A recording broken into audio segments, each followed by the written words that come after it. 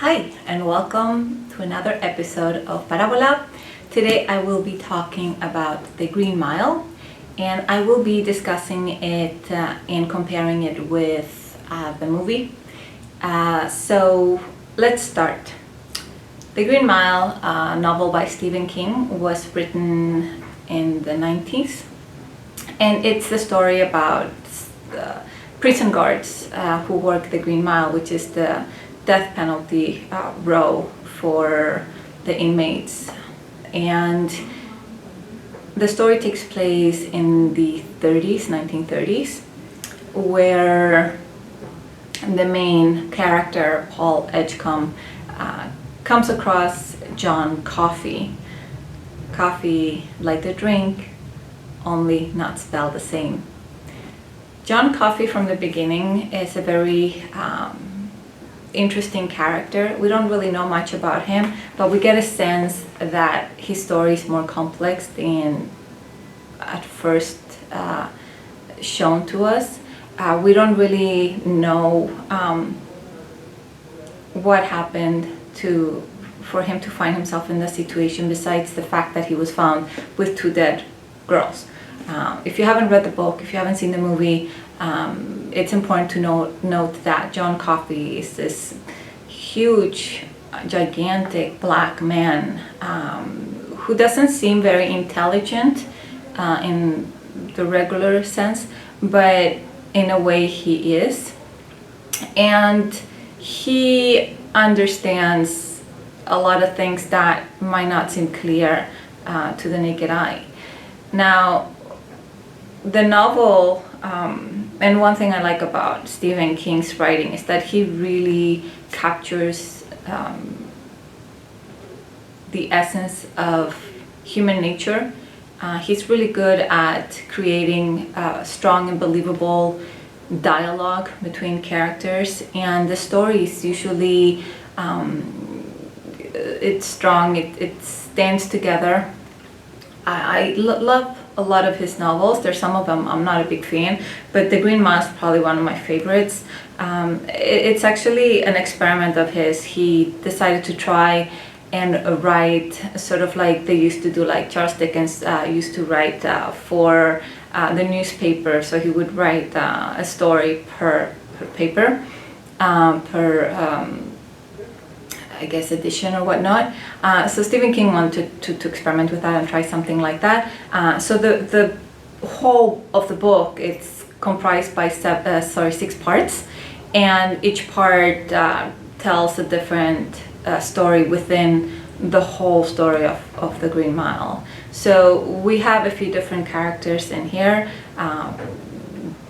Between John Coffey, Paul Edgecombe, we have Brutal, we have Dean and Harry, who are also prison guards. We have Paul's wife, Janice, and there's the warden and his wife. Then we have the inmates, we have John Coffey, we have Bill Wharton. We also have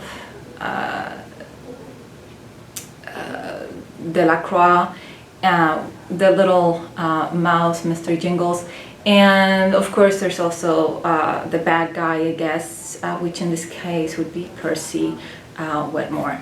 Now, every character is very complex, and we get a lot of character development in the novel.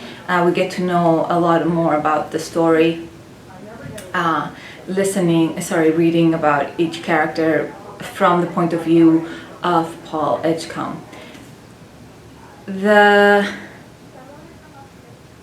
The adaptation for the book is actually pretty good. It's pretty close to the story. Of course, there are differences, which is understandable because it's like over a 500-page book, and you can't put every single detail in the movie. But the essence of the story, it's really well adapted to the screen, and it does the book a lot of justice. The main difference, I think, between the book and the movie is that in the book we see a lot of Paul Edgecombe as an older man, and we also see how he encounters sort of the same nastiness and adversity in a human being when he was working at the Green Mile with Percy Wetmore, and when he's in a retirement home and one of the nurses or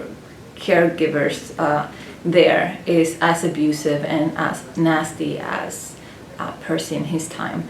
I like that kind of parallel that he draws between the difference in time and the difference in situations, and how he explains that side of human nature is always there. There's always going to be somebody like that. So I like that parallel in the novel that you don't get to see in the movie. However, the storyline is pretty loyal to the book, to the narrative of the book, and there is a few things that had to be changed, I guess, for better portraying it in the movie, right? So there are some things that even in the movie I felt that were explained better than in the book. In fact, the fact that Paul lives such a long life, or Mr. Jingles, so yeah, I mean, I think that they both work very well individually, and they also work very well together. So, because sometimes you see a movie based on a book and it's got nothing to do with the book, most of the times in a negative way, but in this case it really works, and it's a really good movie. I rewatched it last night, so I would have a fresh memory of the whole thing.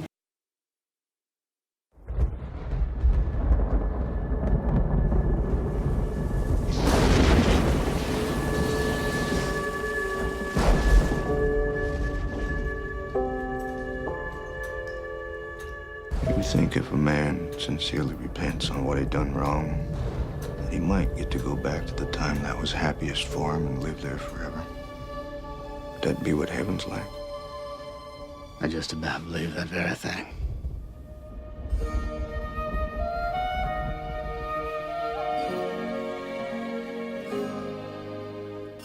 John Coffey, you have been condemned to die in the electric chair by a jury of your peers, sentence imposed by a judge in good standing in this state. Questions? Do you leave the light on after bedtime?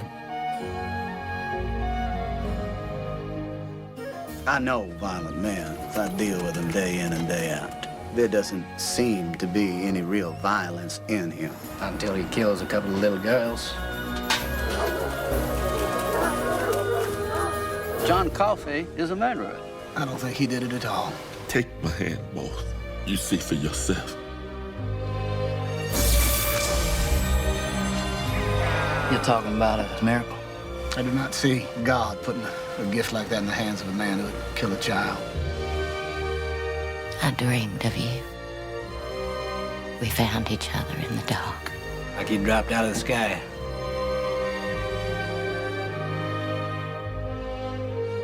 Miracles are funny things. You never know when they're going to happen.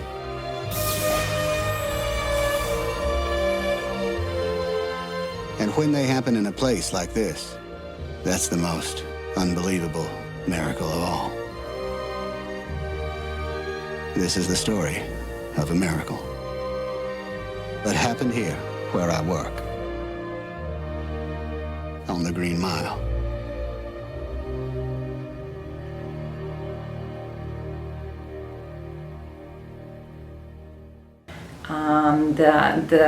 The cast is amazing. You got Tom Hanks and David Morse, who in my opinion is a very underrated actor. You got Sam Rockwell, another underrated actor who I think is brilliant in this. Doug Hutchison, who plays Percy, he does an amazing job and very believable. And actually, when you've read the book and you see the movie, you think they nailed that character. Also, Michael Clarke Duncan, who plays John Coffey, does a great job. I think it's the first time I also saw him on screen, and I thought he was so talented and he did such a great portrayal of John Coffey that it touches you at the end of the movie. You feel really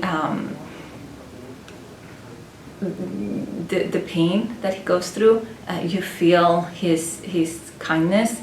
So he did a really good job with that. And Harry Dean Stanton is in the movie as well. And Bonnie Hunt, who plays Edgecombe's wife, who in the movie doesn't have a lot of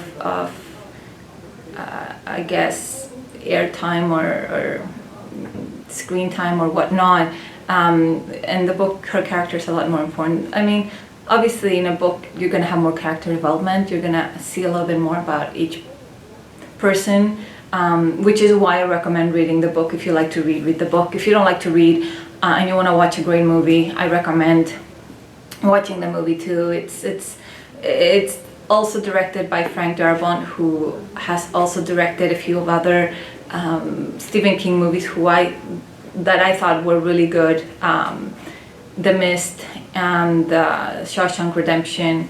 I have not read the books for those, but as movies independently they work really well. So yeah, I mean, I highly recommend both the book and the movie. I would probably give the book a 5 out of 5 and the movie probably a 9 out of 10. So that's my review for the week. If you have any comments, if there's anything else that you want to add to my review, feel free to say that in the comment section. And I hope you like the review. I hope you continue to watch my book reviews / movie reviews in these episodes, and looking forward to our next episode, and I hope you enjoy it. If you did, please share, like, subscribe, and I'll see you guys again next week. Thank you. Take care.